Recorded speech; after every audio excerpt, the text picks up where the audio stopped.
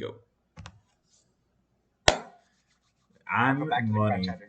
There we go. Welcome back to the Crowd Chatter podcast, everybody. I'm Jacob. That's Mitch.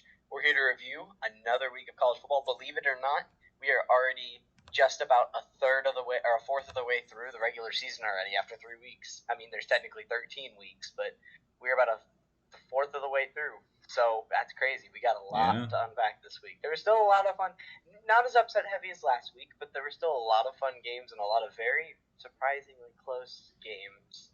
And a lot of Anthony Richardson disappointment that I'm sure we'll be reviewing. There's a lot of teams that we're going to get to rip into this week, but we will start here in the Big Ten. A recap of the Big Ten's week. Michigan, ABC. It's so nice of ABC to have televised that scrimmage against UConn. That wasn't even a game. There's just a scrimmage. 59-0 against UConn. Syracuse pulling out the huge win in the Dome after playing the all-PI offense against Purdue 32-29. Oklahoma absolutely embarrassing Nebraska 49-14. Southern Illinois, the Salukis, coming into Northwestern and beating them 31-24. Indiana playing a close game against Western Kentucky in overtime 33-30. Rutgers and Temple, where offense was very optional in that game. Rutgers winning 16-14. Penn State going on the road to Auburn and demolishing them 41-12. Wisconsin beating New Mexico State 66-7. Ohio State taking care of business in a game where defense was optional 77-21. Iowa laying 27 points against Nevada. Personal.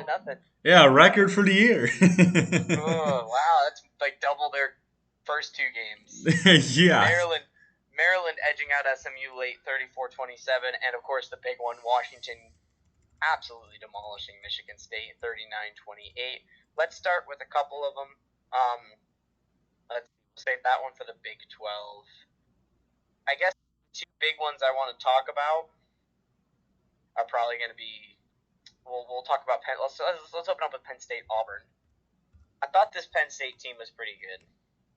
I thought this Auburn team was mediocre. I didn't think they were amazing, but I didn't think they were that bad. No, but Penn State came out and made a statement. In SEC territory. They went on the road to, granted, not a great SEC team in Auburn, but and absolutely kicked their butts. I didn't know the offense was capable of scoring that many points. I guess any offense can score that many points when your defense plays that well. Doesn't allow any yardage.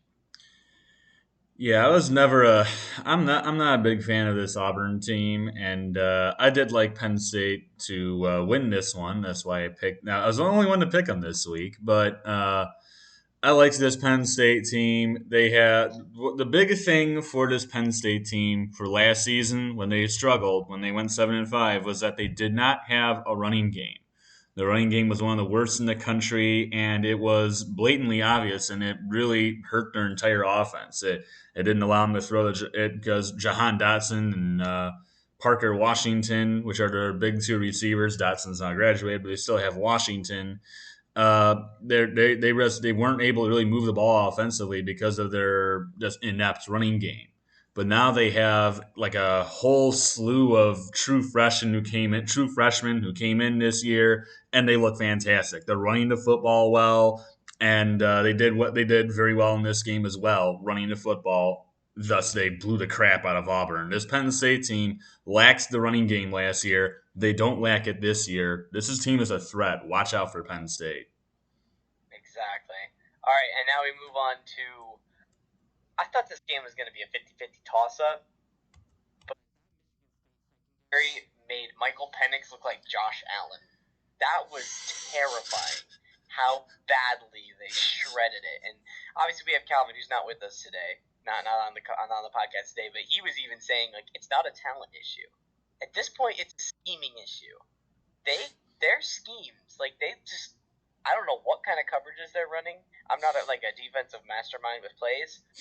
Whatever schemes they're running, it was not working, and that secondary was not giving any craps. I mean, they let them at the end of the second half. They let them not only convert a 4th down and 5, but after Washington had terrible clock management, they still somehow found their way into the end zone within the last couple seconds of the first half to go up 29-8 going into halftime. The final score is a lot more deceiving than it actually was, because Washington kind of took their brakes off take their foot off the gas at the end. But Well, yeah, for just perspective, this was 39-14 in the fourth quarter, and it pretty much was over at that point until Washington really stopped trying, and Michigan State, obviously was still trying and made it close at the end, but Washington then put the brakes back on, put the foot on the gas pedal again, and put it away. But this Washington looks solid. I mean, this team. I love Michael Penix. I think he's a really good QB and gets consistently underrated by people. I still thought Michigan State would come out with a close win here because outside of really Michael Penix, I don't really know who the heck else Washington has, but Michigan State's secondary looked like it did last season, and they didn't have any. They never stopped Washington, no matter what they did. Washington Pinex just going here, going there. I mean, he looked like he did in his old Indiana days. And when Penix was still at Indiana, he was fantastic when he was healthy. But at Indiana, Penix was awesome, and that's exactly what he looked like against Michigan State. So I think this Washington team definitely cannot be, disregarded. This is a good Washington team. I believe their next game is might be against UCLA, or no, that's 2 weeks. That's 2 weeks from now. Oh, Stanford. They have their next game home against Stanford, and then they head on the road to play UCLA on a Friday night for week 5. That's going to be a big game for the Huskies. I think this team is solid. I think this game was more of just showing how much more work Michigan State has in the secondary than it did anything else. That Washington defense completely shut down the Michigan State on Peyton Thorne that game. Well, that's another thing for Michigan State that was also blatantly obvious in that game was Michigan State last season. Peyton Thorne, obviously he had a great season, but really the thing that carried Michigan State to so many wins was the fact that they just had Kenneth Walker abusing every single team on the stinking planet. I mean, no one could stop him. It didn't matter who they played. He still ran for like 200 yards against like every single team. Or against the Wolverines, he'd run for 400 yards. Except Ohio State, I think, because they got down so quickly. Well, except Ohio State because they refused to run him. Then after the game, they said they're like, "Oh, he was hurt," which I don't buy it. They just didn't run him for whatever reason. Because how did Michigan beat Ohio State? Ran right up the dang middle. Exactly. And Michigan State didn't do that, thus they got the crap beaten out of them. It just, that just the entire game plan. And really against Washington, I was watching, I'm like, I don't get their game plan. They kept trying to run the football. It clearly wasn't working, and they refused to throw it. It's like, and every time they threw the ball, it was working. They were getting down the field. It's like, why are you not throwing it more? It didn't make sense to me. It's like you're not running the football well. You keep just running directly into the line and getting like a yard per play. You're not going anywhere. You're not winning the line of scrimmage. You need to start throwing the ball. But I guess I don't know. Do they not trust Peyton Thorne because of his slow start to the year? I don't get it. I don't know. I thought maybe they would be able to give Ohio State some troubles at home this year, but now that I saw that secondary is still really bad, I feel like it's just going to be a repeat of last year. They're just going to throw all over them. If they can't stop the Washington receivers, how are they going to stop Jackson Smith-Njigba if he's healthy? They won't. How? All right, let's move on. They won't. Let's move on to the ACC. We've had a bunch of fun games. We've got first off, our Friday night game, Florida State takes down Louisville on the road, 35-31, in an impressive win. Most of the game without Jordan Travis. I don't remember when he got injured. I know he got hurt though at some point. I think it was before the second half. Which this game, once again, Florida State late almost gave it away to Louisville. They had the lead. It was going back and forth. Really, defense was optional in this game. But at the end, Florida State, they had a chance to put away the Cardinals. And instead, they gave Louisville a huge chance because they blew an opportunity to put it away, and Louisville then threw the ball away instead. So I don't like this Louisville team. I mean, outside Malik Cunningham, they suck. I mean, watching the rest of that team play, they other than Malik Cunningham, they have absolutely nothing on that team. I mean, even Malik Cunningham didn't. I mean, he played decent this game. He's played bad the past two games against Syracuse and UCF. We move on. We've got, again, like I said last time, Syracuse beating Purdue. We're going to circle back to this game, of course. We got a lot of things on Syracuse's end and on Purdue's end. Virginia Tech taking care of Wofford 27-7. Virginia narrowly avoiding defeat against Old Dominion and letting the whole state of Virginia being owned by Old Dominion. They win 16-14. Ole Miss blanks Georgia Tech 42-0. Wake Forest and Liberty play a really close game where Liberty went for a 2-point conversion at the end to win and could not get it to convert. Wake Forest wins 37-36. Duke takes care of North Carolina A&T 49-20, setting up a 3-0 Duke versus 3-0 Kansas matchup this week. NC State beating Texas Tech 27-14, Pitt beating Western Michigan 34-13, Boston College beating Maine 38-17, Clemson beating Louisiana Tech 48-20, and one of the worst games I've watched this year, Texas A&M beating Miami 17-9. I did not pay attention to that game at all. Let's circle back to the beginning of this slate. We opened up the day with the Syracuse game, and obviously Syracuse is 3-0. Very happy about that. I'm predicting we're going to be 5-0 going into the bye because I'm picking them this week against Virginia, and then of course I'm picking them against Wagner. That fourth quarter was one of the wildest fourth quarters I've ever watched, and also one of the ugliest fourth quarters I've ever watched. I'm happy that Syracuse pulled away with that. I was flipping out after the Garrett Schrader game-winning touchdown. That game was 10-9 going into the fourth quarter. Purdue finally gets something going, scores a touchdown, and then Syracuse looks like they're about to stall out at the midfield line. I was at work watching this game, so that's why I was like, all right, let me go do something. It looks like they're going to give the ball back to Purdue, but I'm going to take it back. I come back, and it's not 15-10, it's 24-15, and I'm like, I was gone like 5 minutes. How did they score 2 touchdowns? They ran it in for a touchdown, or they did something for a touchdown on the offensive end, and then Aiden O'Connell throws maybe the worst pass I have ever seen. Getting tackled. I could have sworn, you could tell me he bet Syracuse to win that game, and I would not be shocked. He just is getting tackled, and he just shovel passes right into the big man's laps for a pick 6. Then Purdue comes back down and scores. Syracuse stalls. Purdue comes back down and scores again, and then the fun part happens. Purdue has then the craziness ensues. Not one, but 2 unsportsmanlike conduct penalties after the touchdown with 50 seconds left. They end up kicking from their own 10-yard line. That is the first time, and probably the only time I'm ever going to see that. They kick it to him. Syracuse gets it. Terrible time management. Just throws 3 deep bombs. Can't get anything. 4th down. Bailed out by pass interference. Does it again. 4th down, bailed out again by a Purdue late hit. I think it was a holding call, but the same difference.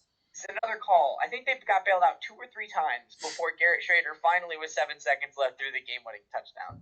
As much as I love Syracuse, Purdue lost that game. Oh, 100%.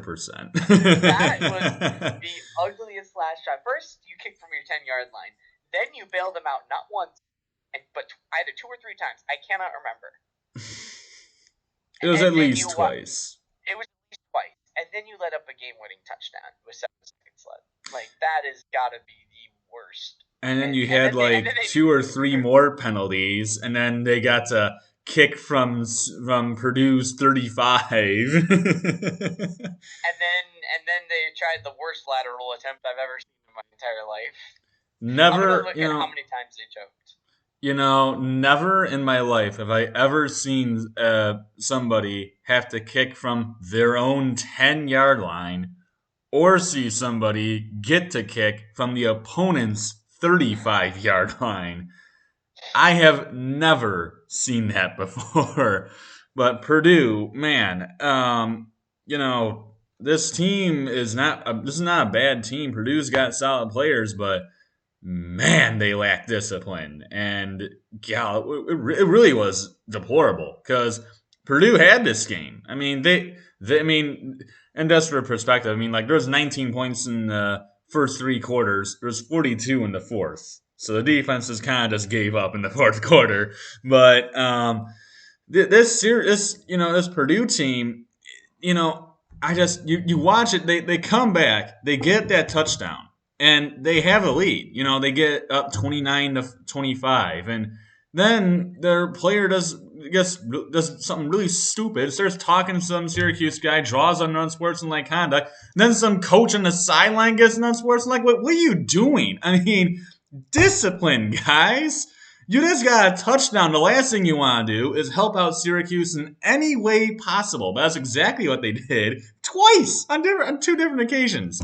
Had the punt or had the kick from their own 10-yard line. Of course, Syracuse gets it to about midfield, and there's like another, like you said, two or three penalties on Purdue, and then Literally bailing Syracuse, them out. and then Syracuse Literally. finally gets the touchdown. Yeah. The only reason any of these two offenses got anything going at any point in the game was due to penalties. The combined thing was 22 penalties for 212 yards combined. And I think one of the worst was the late hit by this Purdue guy. It was going to be fourth down. And this Purdue guy not only has the most blatant hit on Garrett Schrader after he's out of bounds, but he's so determined to get this late hit out of bounds that he runs into his own player and injures him. He is so determined to get a late hit penalty that he hurts his player and then shoves Schrader. It was ugly. Let's move on from this game. Syracuse is awesome. I mean, Wake Forest doesn't look great up front, as usual. That's why I think they're gonna. That's why I wouldn't favor them this week against Clemson. Even at home, I just don't think their front seven is good enough. Well, we already like Wake Forest is not a defensive team. Even like last year, they were a terrible defensive team. They were worse than Michigan State probably defensively last year. This is not a good defensive team. What they really live on is their offensive capability. And many people were concerned when at the beginning of the year we heard that Sam Hartman was out indefinitely, but then he came back for week 2. So it's like, oh, okay. But this game, Liberty is always a sneaky team, and that's why I was kind of like on the fence on like who I would choose for this one because I knew Liberty is always a team that tends to kind of like sneak into games and catch people by surprise, and I thought this might be one of them. I still went with Wake, and they made it very close. I like this Liberty team. They always seem to have a sneaky good team, a team that no one really pays all much attention to. And they always seem to give some ranked team trouble. And Liberty still, I think, has to play Arkansas later this year, so that should be really interesting. Exactly.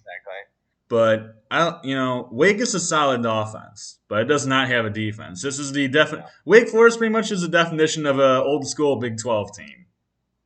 Yeah. All right, let's move on to the Big 12. We'll come back to that Miami Texas A&M game when we talk about the SEC. Move on to the Big 12, where not a lot of these games were really interesting. Obviously, Oklahoma crushed Nebraska. I think Oklahoma should have jumped Clemson. I think they look better than Clemson. Yeah. Baylor beat Texas State 42-7. West Virginia beats Towson 65-7. Iowa State beats Ohio 43-10. Tulane with the upset over Adrian Martinez Kansas State Wildcats 17-10. That's bad. Kansas goes on the road to Houston and beats them by 18 points. Oh man, they had the Houston players fighting each other on the sidelines. That college football cannot handle Kansas being good. Lance Leipold is a wizard.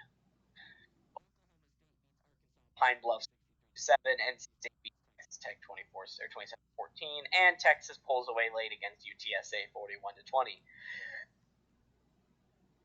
I mean, I don't really have anything to spotlight too much that I really care to talk about. Kansas looks pretty good, and their offense looks really good. Their defense looks great, but their offense Jalen Daniels looks like a really good quarterback. Yeah, they've scored 48 points in every single game at minimum. Yeah, I mean, honestly, that Duke-Kansas game is going to be way better than I think people think. I mean, I'm excited. Kansas. I don't know. Kansas honestly weirdly looks really good. I mean, they've won. If you think about it, they've won 2 road games now against West Virginia and Houston. Those are not like bad teams. They're not great, but for Kansas, those are teams that still, like you would think consistently just blow Kansas off the floor, like 48-10 or something like that. And now they go on the road to both teams. They beat West Virginia in overtime, and now they beat Houston by 18. I mean, this Houston team was able to knock off UTSA in triple overtime. This is not a chump change Houston squad. They're a solid team, and Kansas more or less dominated them. So very impressed by the Jayhawks, and honestly, they strangely have a good chance of actually going 4-0, which is I think they should. very weird. I mean, don't get me wrong. Duke is better than I thought they were. But now that I've seen Northwestern more, I'm not just impressed by that. Like, I'm still impressed that they went on the road to Northwestern. But so in Illinois. Yeah, that's not good. I'm much that now. But don't get me wrong, I think Duke's improved, but it's at Kansas. You start 4-0.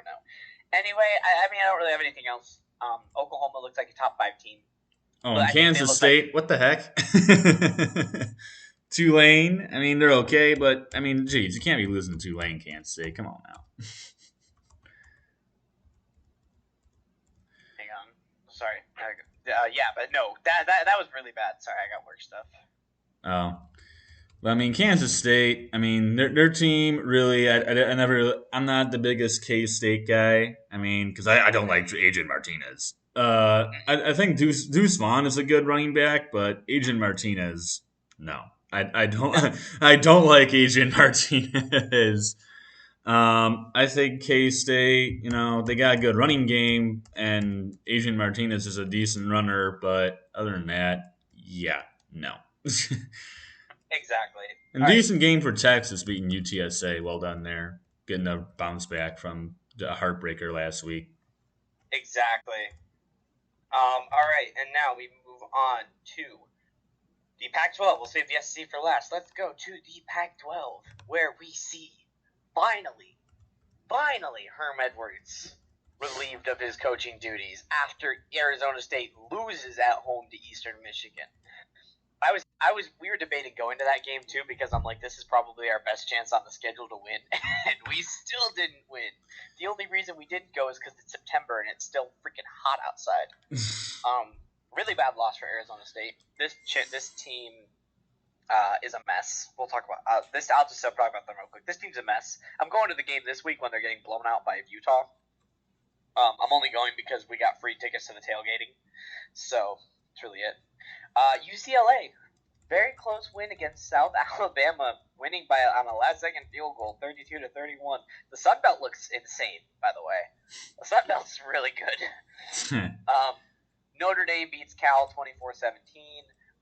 Oregon absolutely getting revenge and blowing BYU off the face of the planet, 41-20. Minnesota destroys Colorado as usual, 49-7. Colorado.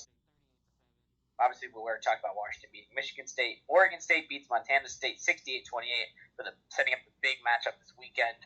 Utah beats San Diego State 35-7. USC beats Fresno State 45-17. And Arizona would be the FCS champions, beating North Dakota State 31-28. What do you want to highlight here? BYU Oregon? Yeah, I'll start with BYU Oregon. Really, this Oregon team, I mean, obviously everyone was kind of like, wow, they look really bad after getting swamped by Georgia. Everyone was kind of low on the Ducks. But this Oregon team, I thought this was really, this was their chance to really prove to people that this is a good team. And they did exactly that. They dominated a really good BYU team, which, I mean, BYU doesn't have a kicking game, but this is still a good BYU team. And I mean, that's not going to be an easy game for the Ducks. I mean, it's a home game, and I still had Oregon winning it. But man, they came out and it was a domination. Like I said, I mean, it was from not start to finish. It wasn't close. What was it? 38-7 at one point. It was 38-7 at the end of the third. I The mean, final score is a little bit more deceiving, like the yeah, Michigan State Washington game. exactly.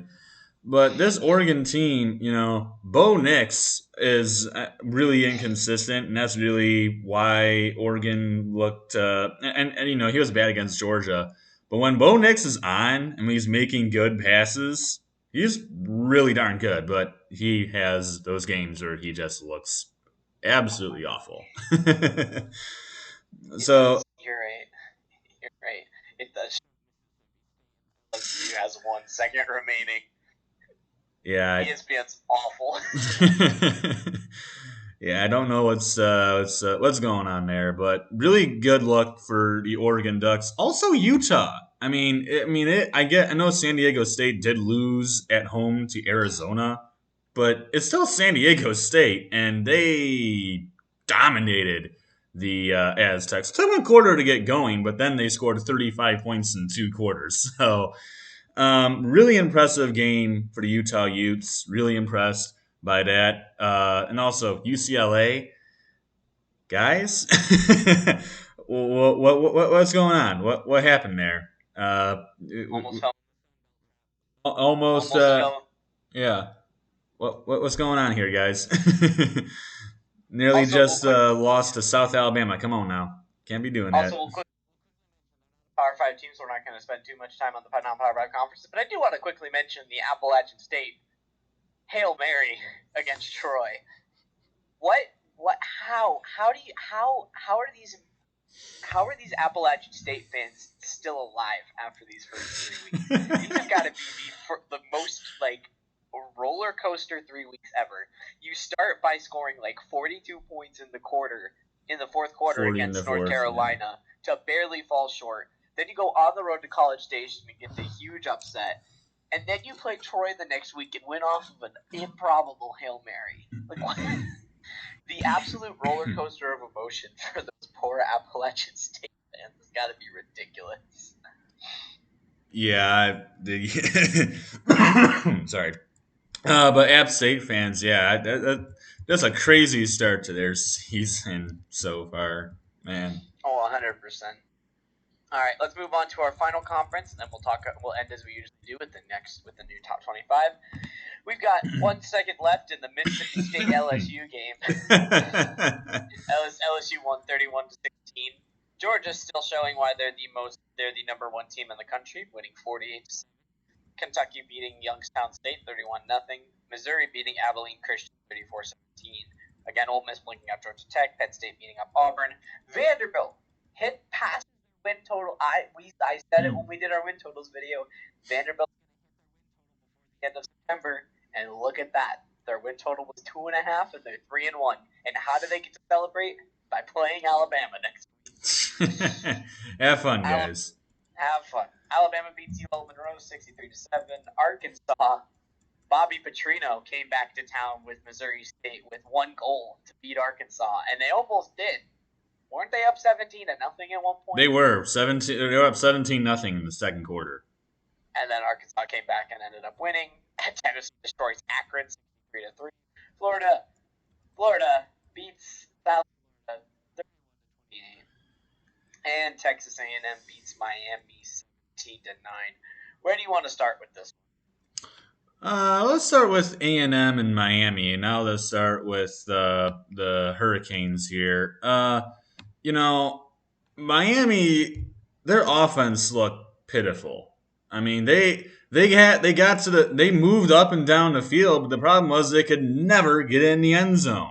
This Miami Florida team, I think they got in the red zone at least 6 or 7 times in that game. And look, they have 9 points to show for it. It was at least 5 red zone drives. They came out with 3 points. 9 points. Yep. 3 field goals out of 5 red zone drives. For all us Michigan fans, we all remember their offensive coordinator, Josh Gaddis. Here's what he's doing now. Man, he did not make a good decision, did he? I mean, Miami had so many chances in this game. And Tyler Van Dyke was a bit off in this game as well. He did not play the greatest game, but Miami had opportunity after opportunity, and they just kept throwing it away. And A&M, I mean, they made a QB change. Texas A&M, they went to Max Johnson instead of Haynes King, and it looked a little bit better, but the offense was still inept. So we'll see if A&M can improve on that offense, because that clearly is the issue right now for the Aggies. They cannot score. Defense is fine, but the offense needs some work because it is not working right now. And Josh Gabs A&M just got also had a tired. lot of suspensions, so they were missing a lot of guys in this game. I think in the secondary specifically, they had a lot of suspensions there. But A&M, the offense obviously needs improvement. Their team needs to mature a lot. And same goes for Miami, but you can't be. And they dropped a lot of balls in this game. Like I said, they got to the red zone so many times and only came up with 3 field goals. So work to be done by both of these teams. Josh Gabs just got tired of trying to call up a passing play on first down and or second down, and Jim Harbaugh overruling him and saying, "Nah, just run it up the middle. I swear it'll work." All right, and then we'll move on to the other one. Florida. After I did not realize Anthony Richardson has not thrown a touchdown this season. He has thrown 4 interceptions and 0 touchdowns so far. He's ran everything in. Granted, outside of that South Florida game, they opened up against 2 pretty good defenses in Kentucky and Utah. How do we feel about Florida after last week against Florida? I mean, they only won it at the end. Yeah, the Gators. I mean, it depends on whether or not, because Anthony Richardson, he's a big talent, but he obviously needs a lot of he needs to learn. He has the potential. What he lacks is the IQ. His football IQ is down here when it should be up here. It needs to be up here. It's down here. His talent is here. His IQ is here.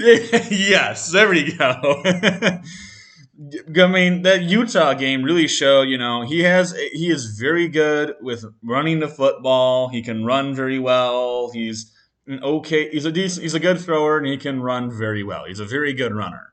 But these past 2 weeks, he's been terrible throwing the football. So really, like I said, for Richardson, he needs a lot of developing. Like I said, IQ's down here. Potential is through the roof. So it's just maturing and developing for Mr. Richardson. Love Trevor Etienne though. Little Travis Etienne's younger brother over in Florida. Trevor Etienne looks like his older brother. Looks absolutely fantastic. And also Arkansas. What was that? Oh, yeah. I mean, you're down. How are you losing 17-0 at home to Missouri State? And eventually, they picked up the pace. And I mean, the only thing I'm going to assume is that they're looking ahead because they got the rivalry with Texas A&M the next week. Well, not next week, this week now. But they had their next game against the Aggies. But that's not a good look if you're Arkansas. That needs to be cleaned up if you're the Razorbacks.